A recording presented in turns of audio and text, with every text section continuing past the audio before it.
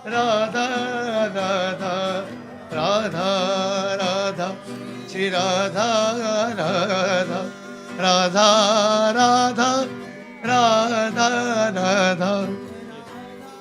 हाँ, बहुत सी है।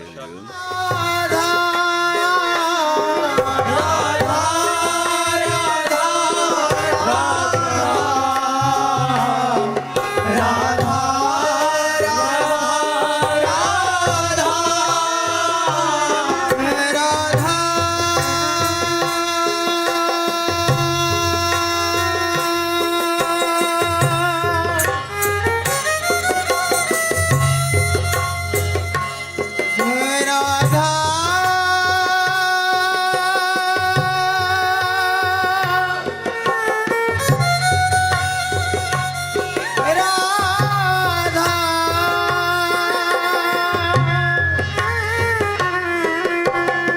श्री राधा हे राधा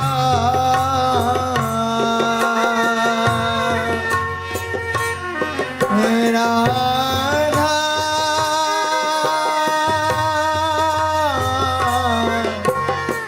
हे राधा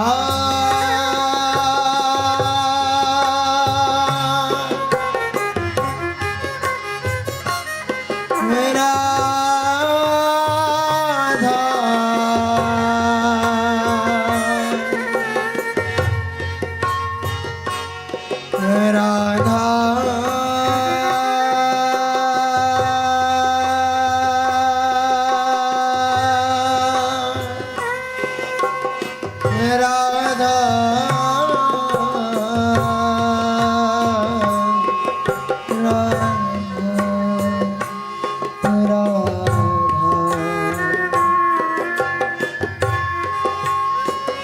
राधा राधा